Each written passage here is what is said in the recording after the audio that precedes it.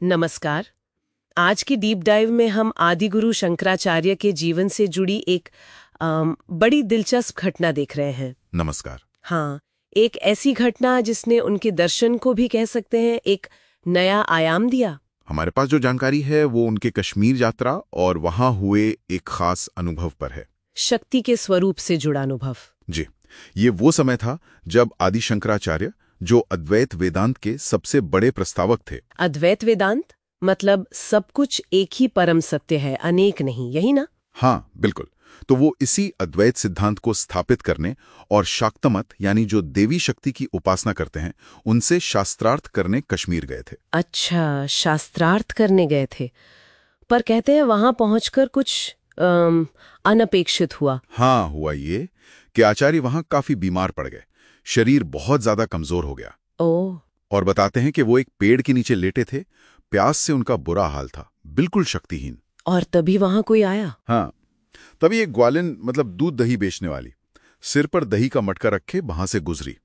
अच्छा। आचार्य ने बहुत ही धीमी आवाज में दही मांगा, पर शायद उनमें इतनी भी शक्ति नहीं थी कि वो उठकर ग्वालिन तक जा सकें। तो फिर उन्होंने ग्वालिन से क्या कहा? उन्होंने बस अपनी लाचारी बताई। कहा, मुझ में इतनी दूर चलकर आने की शक्ति नहीं है। शक्ति नहीं है। और यही वो मोड़ आया कहानी में, है ना? बिल्कुल यहीं पर।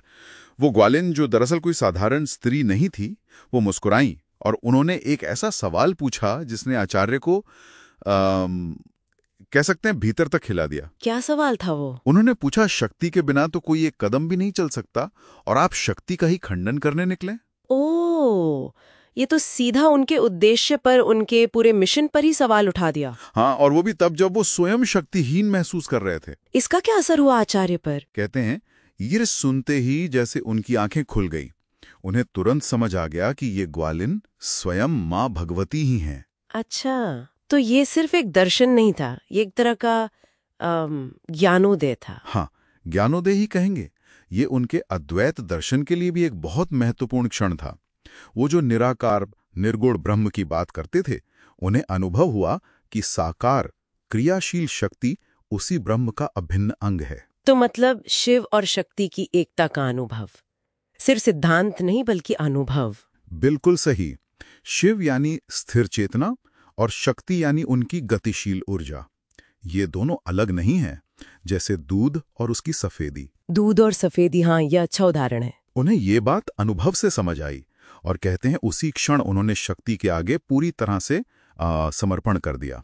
और इसी समर्पण के भास से फिर वो प्रसिद्ध स्तोत्र निकला। हाँ, वहीं रचा गया भवानी अष्टकम। उसकी जो मुख्य पंक्ति है ना, गतिस्त्वम त्वमेका भवानी। हाँ हाँ, सुना है। हे भवानी, तुम ही एकमात्र मेरी गति हो, तुम ही मेरा आश्रय हो। बिल्कुल, ये पंक्ति इस पूरे अनुभव और समर्पण का सार है। इस स्तोत्र में समर्पण किस तरह दिखता है, मतलब उसमें क्या खास है?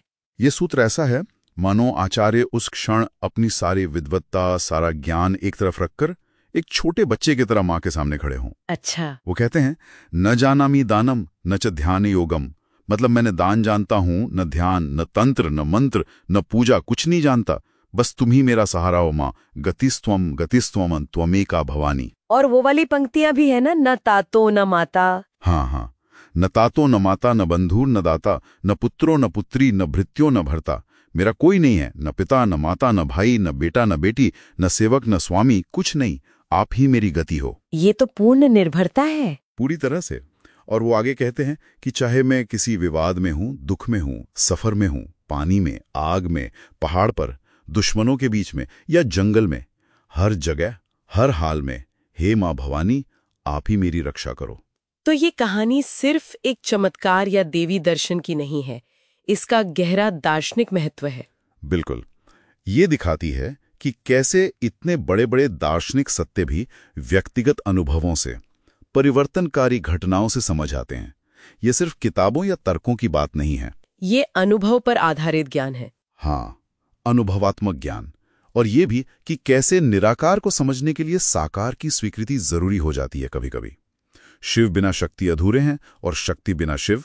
और एक बात और, कि जीवन में जो कमजोरी के क्षण आते हैं, जो लाचारी महसूस होती है, हाँ, शायद वही क्षण हमें कभी कभी सबसे बड़ी सच्चाई के दरवाजे तक ले जाते हैं।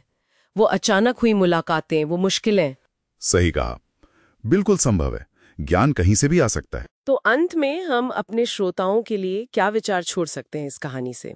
सोच सकते हैं कि अगर आदि शंकराचार्य जैसे इतने बड़े विद्वान, अद्वैत के इतने बड़े आचार्य अपने समर्पण के चरम क्षण में ये कहते हैं कि मां मैं कुछ नहीं जानता, तो शायद असली ज्ञान या भक्ति का रूप वो हमारे सीखे हुए सिद्धांतों और कर्मकांडों से कहीं ज्यादा बड़ा और शायद कहीं ज्यादा सरल है।